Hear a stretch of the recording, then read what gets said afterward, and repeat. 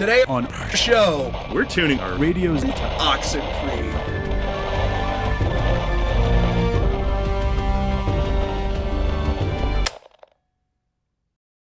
Welcome to Lore Party, the show that explores the stories, characters, and universes behind some of our favorite video games. I'm Caleb.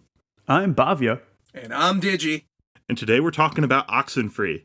So, Oxenfree is it's a, like, regardless of whether you call it a horror game or not, it's creepy, it's atmospheric, it's a lot of fun.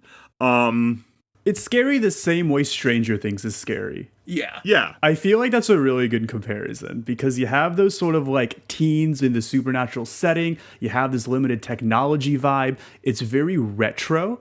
I mean, there's a reason all the best, horror movies like Night in the Woods and like Texas Chainsaw, like all those happened within those environments, right?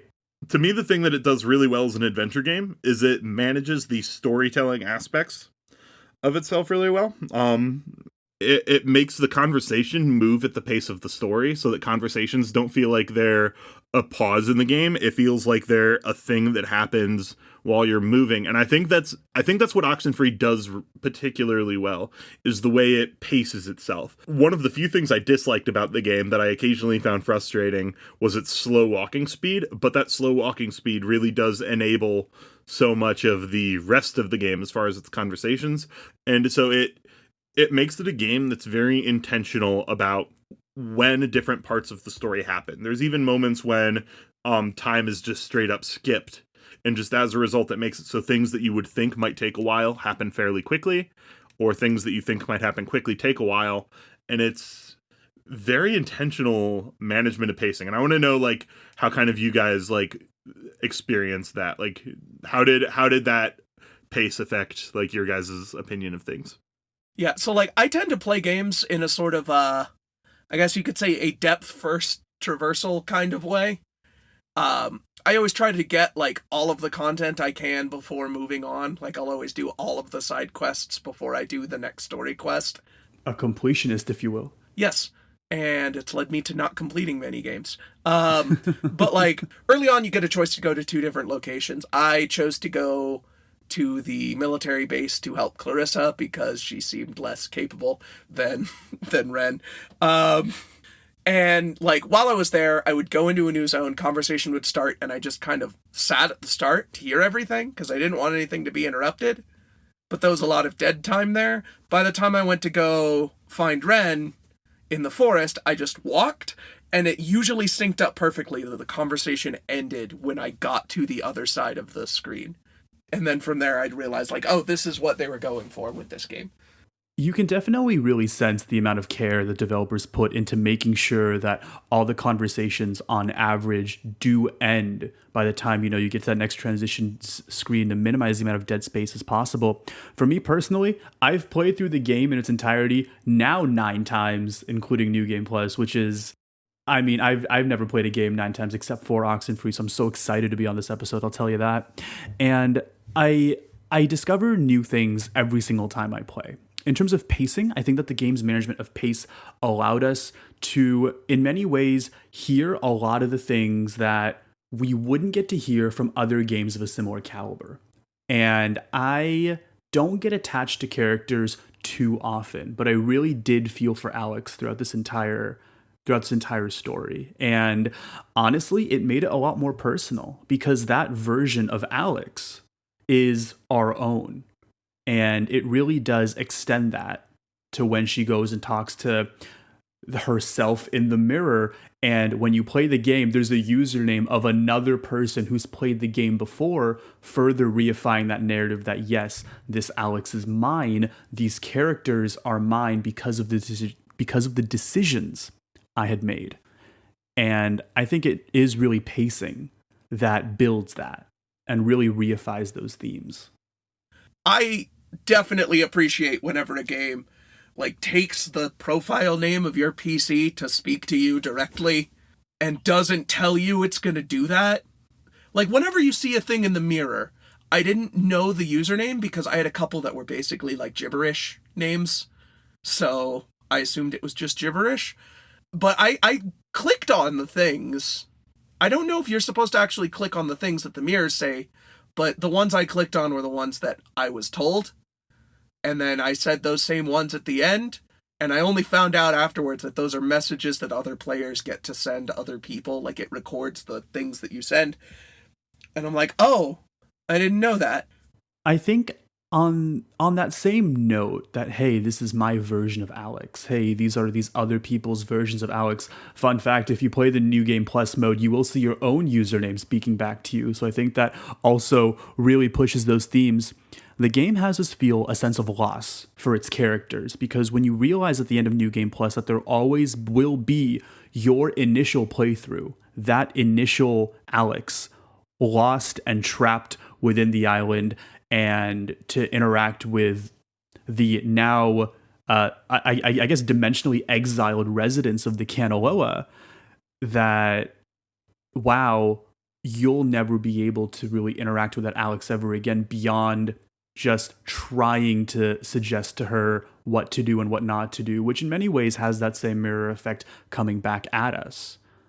It makes a lot of the game just feel like very, very subversive, very like things that have happened before. Like, it plays with the fourth wall and it plays with continuity in interesting ways, but it also kind of maintains like this kind of like disconnect from even its own reality in a lot of interesting ways. So it kind of almost has this dreamlike aspect, because just like the playthroughs kind of flow into each other, the game kind of flows into itself, where characters will die or disappear and then they'll just reappear alive 5 minutes later. Like, different characters do and don't remember the same conversations that happen at different points in different timelines. Right. Sometimes they half remember.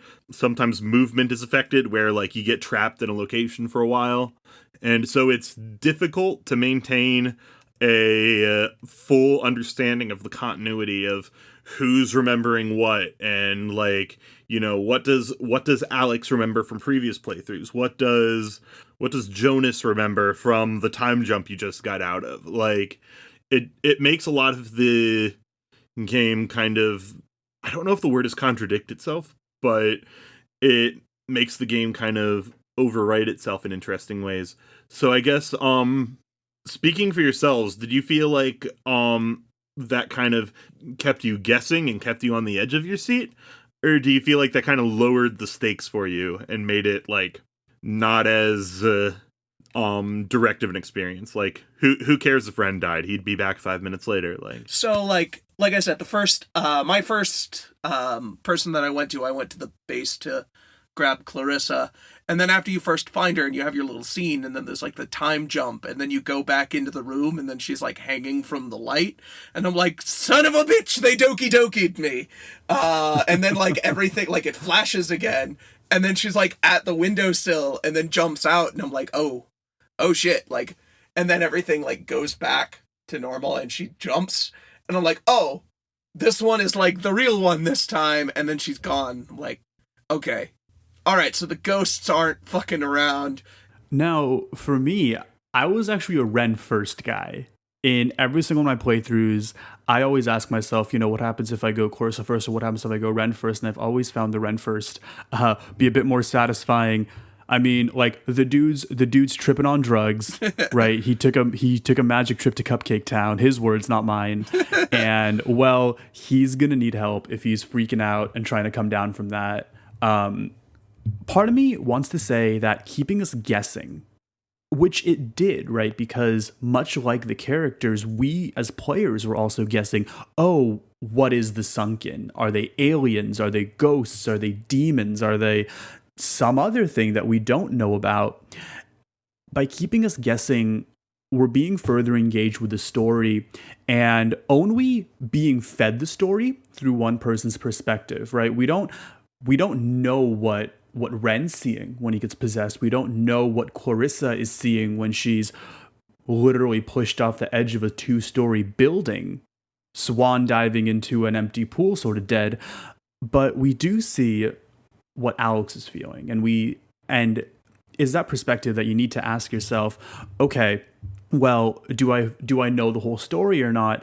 Are people really going to come back and because she's the only one who can speak with the ghosts or whatever they are, what does that mean in terms of narrative? So for me, I think that, trying to juggle around these conversations and who had what conversation and if people are dead or not, it kept people, that was their way of mounting tension. And that was their way of really keeping us invested in the thrill of the hunt of what really is going on and the underlying narrative that the story gives. Yeah, because like throughout the game, you see a couple of times whenever Alex gets possessed, then she has some sort of like vision of something that is like prophetic or whatever. Mm-hmm. And you just wonder what like everybody else saw in there, because I think it's Jonas, or actually it might be whoever you take from the tower with you. It's whoever you take from the tower with you who mentions like the shuffling, right? I know you were just kind of standing there in place. Mm-hmm. Yeah.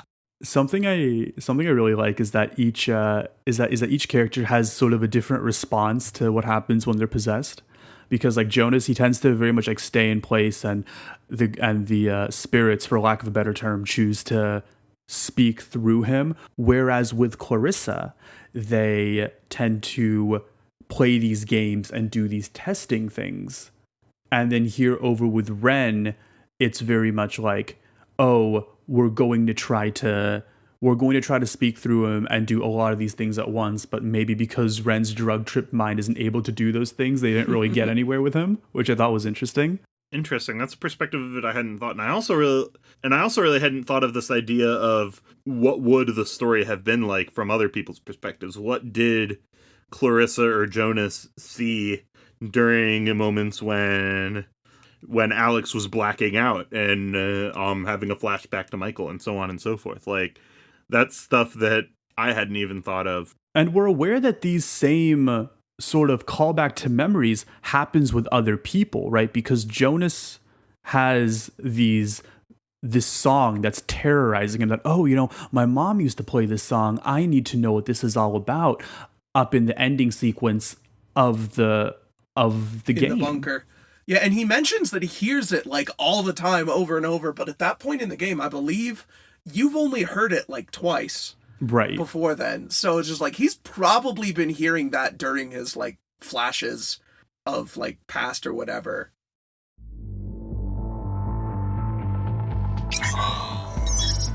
Commander, I apologize for the interruption. You have an important incoming transmission.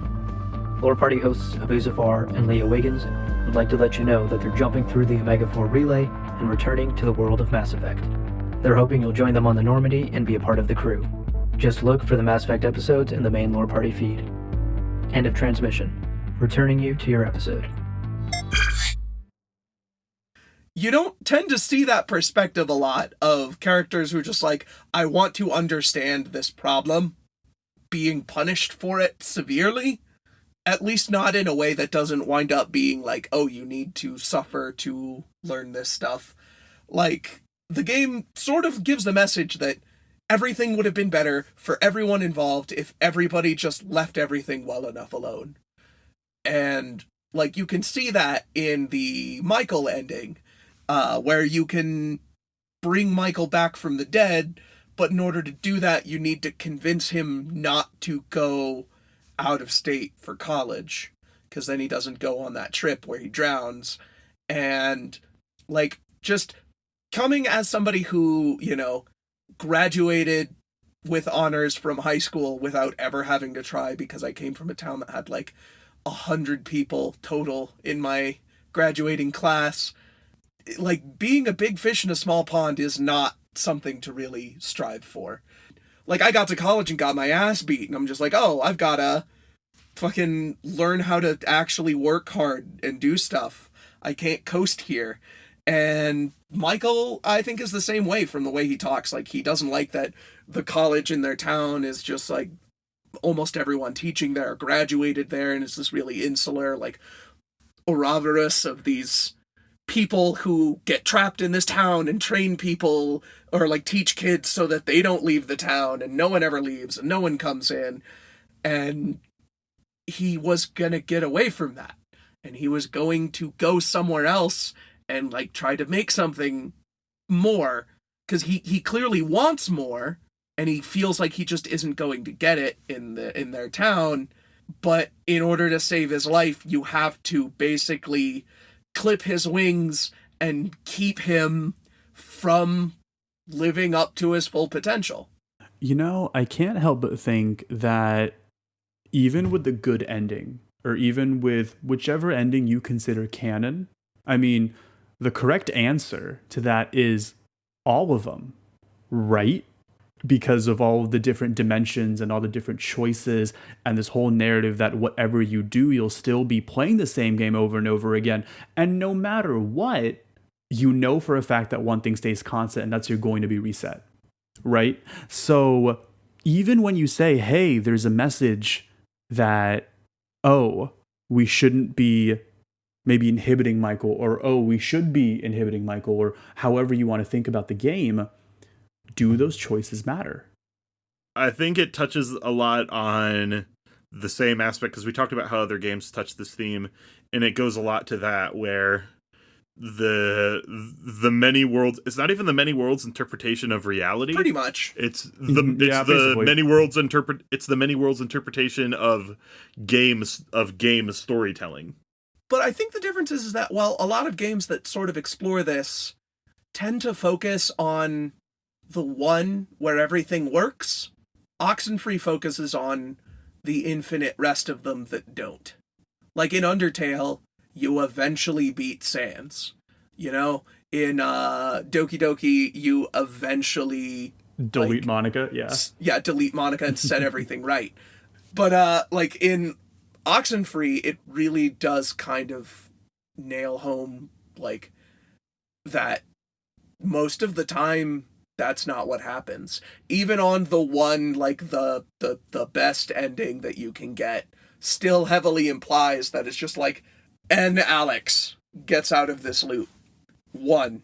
Right. And like an infinite number of other ones are still cycling through this forever. It does not let you have your happy ending. Hey, it's Abu, executive producer of Lore Party.